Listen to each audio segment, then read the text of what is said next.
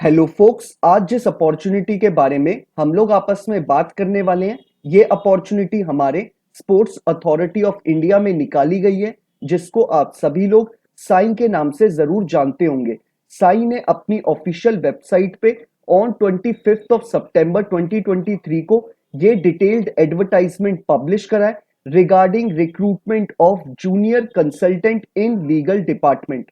इस पूरे detailed advertisement में नंबर ऑफ वैकेंसीज निकाली गई हैं, लेकिन हम स्पेसिफिकली अपने लीगल डिपार्टमेंट की वैकेंसी के रिगार्डिंग बात करने वाले हैं कि कितनी नंबर ऑफ वैकेंसी हमारे लीगल डिपार्टमेंट के लिए निकाली गई है, क्या एलिजिबिलिटी क्राइटेरिया रखा गया है और कौन सी डेट से पहले हमें यह फॉर्म फिलअप कर लेना है ताकि हम इस रिक्रूटमेंट प्रोसेस का पार्ट बन पाए। इन सारी डिटेल्स को देने से पहले आपके साथ एक इंपॉर्टेंट इंफॉर्मेशन शेयर करना चाहता हूं।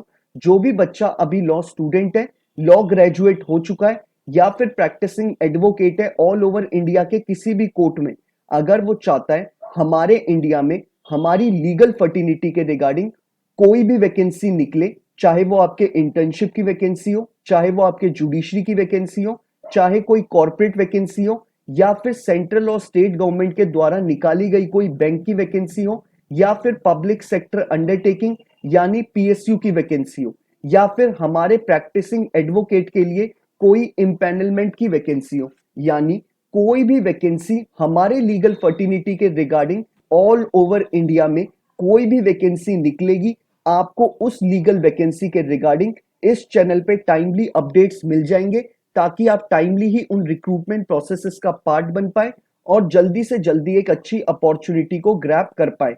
तो मैं चाहूंगा जिस भी कैंडिडेट ने अभी इस चैनल को सब्सक्राइब नहीं करा है, वो मेक श्योर करे कि वो इस चैनल को सब्सक्राइब करे बिना ना जाए, ताकि उससे कोई भी लीगल अपॉर्चुनिटी की अपडेट मिस आउट ना हो।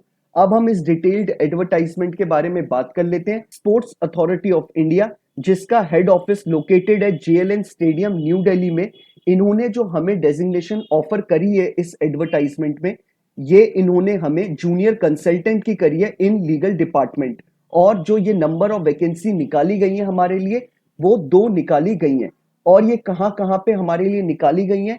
एक हमारे साइन के हेड ऑफिस में यानी न्यू दिल्ली में निकाली गई है, और जो दूसरी वैकेंसी निकाली गई है वो एनआईएस पटियाला में निकाली गई है। तो आपकी एक वैकेंसी हमारे जेएलएन स्टेडियम न्यू दिल्ली के लिए निकाली गई है और सेकंड वैकेंसी एनआईएस पटियाला के लिए निकाली गई है।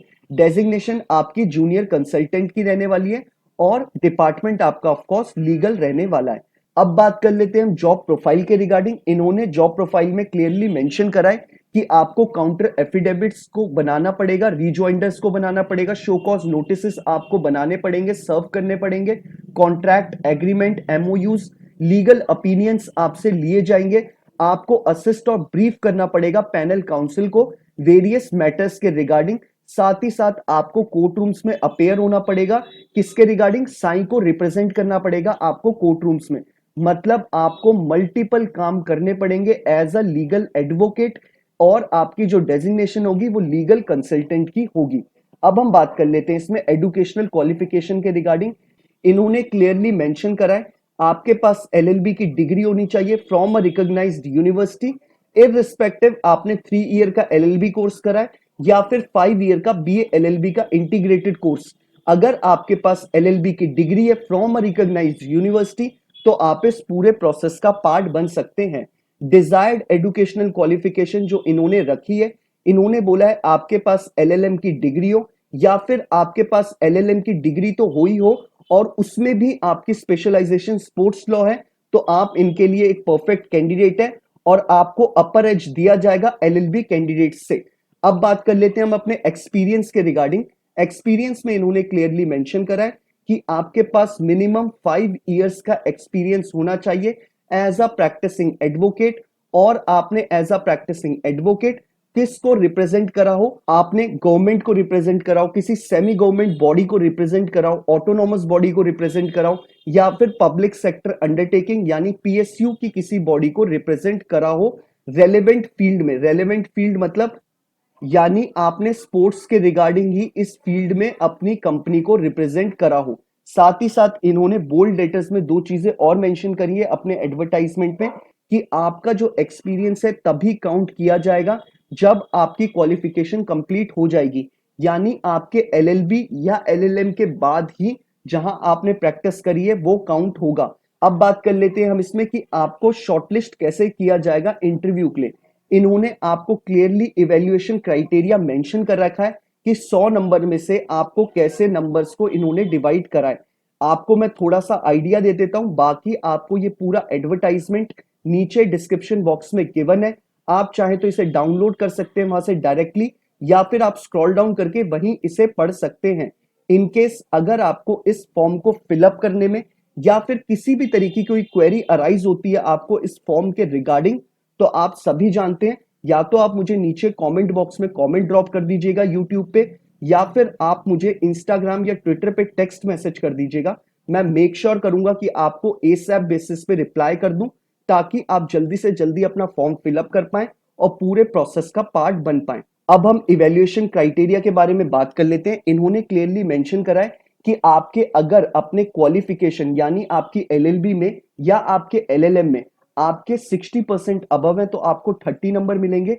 अगर आपके 50 टू 60% के इन बिटवीन आप लाई करते हैं तो 20%, 45 एंड 50% में 10 नंबर, और अगर आपने स्कोर करा है अपनी एलएलबी में 45% बिलो तो आपको 0 नंबर मिलेंगे। अब बात कर लेते हैं वर्क एक्सपीरियंस के रिगार्डिंग। ये आपका 35 नंबर का रखा गया है। अगर आपके एक्सपीरियंस को अबव 7 इयर्स हो गया है तो आप 35 नंबर आपको डायरेक्टली मिल जाएंगे। ऐसे करते करते आप अपने पूरे नंबर को इवेल्युएट कर सकते हैं। अगर आपका एक अच्छा स्कोर बनता है तो आप मेक श्योर करिएगा कि आप इस फॉर्म को जरूर अप्लाई करें।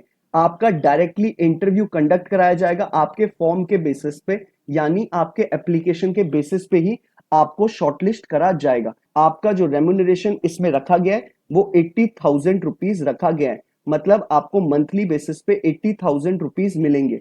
अब बात कर लेते हैं कि आपको इस फॉर्म को अप्लाई कैसे करना है। इन्होंने क्लियरली मेंशन करा है कि आपको अपना ऑनलाइन रजिस्ट्रेशन करना है और साथ ही साथ आपको कुछ डॉक्यूमेंट्स उस रजिस्ट्रेशन के साथ अपलोड भी करने हैं। जैसे आपको अपना डेट ऑफ बर्थ सर्टिफिकेट यानी जो आपका 10th का पासिंग सर्टिफिकेट होता है उसको आप अपलोड करेंगे। साथ ही साथ अपनी पोस्ट ग्रेजुएशन की डिग्री, मतलब आपको सारी चीजें बेसिक जो आपके डॉक्यूमेंट्स हैं आपको पोर्टल पे अपलोड करने होंगे। इन केस इसमें भी आपको कोई प्रॉब्लम आती है तो आप लोग मुझे रीच आउट कर सकते हैं। अब बात कर लेते हैं हम इंपॉर्टेंट एक और चीज के बारे में जो कि हमारी एज लिमिट के रिगार्डिंग है। इन्होंने एज लिमिट में क्लियरली मेंशन करा है कि आपकी एज बिलो 45 ईयर्स होनी चाहिए, तभी आप इस प्रोसेस का पार्ट बन पाएंगे। अगर आपकी एज बिलो 45 ईयर्स नहीं है तो आप इस रिक्रूटमेंट प्रोसेस का पार्ट नहीं बन पाएंगे। बाकी रेम्यूनरेशन मैं आपको बता चुका हूं, आपकी रेम्यूनरेशन होने वाली है 80,250 रुपीज मंथली बेसिस पे, और आपको बहुत सारे एक्स्ट्रा बेनिफिट्स भी मिलेंगे। इनकेस अगर आपको इस एडवर्टाइजमेंट में और भी कोई चीज समझ नहीं आ रही है तो आप मेक श्योर करिएगा कि आप मुझे नीचे कमेंट कर दीजिएगा। बाकी अब हम सबसे इंपॉर्टेंट चीज के बारे में बात कर लेते हैं कि इस फॉर्म को फिलअप करने की लास्ट डेट क्या रखी गई है। इस फॉर्म को फिलअप करने की लास्ट डेट रखी गई है 11th of October 2023 before 5 PM, यानी आपको 11 अक्टूबर से पहले शाम 5 बजने से पहले ये फॉर्म फिलअप कर लेना है, तभी आप इस प्रोसेस का पार्ट बन पाएंगे। बाकी अगर आपको ये वीडियो पसंद आया हो तो आप इसे लाइक शेयर जरूर करिएगा, और अगर आप चाहते हैं कि आपको ऐसी ही टाइमली बेसिस पे अपडेट्स मिल जाएं रिगार्डिंग लीगल वैकेंसीज के बारे में, तो आप मेक श्योर करिएगा कि आप चैनल को सब्सक्राइब करे बिना ना जाएं। Thank you so much.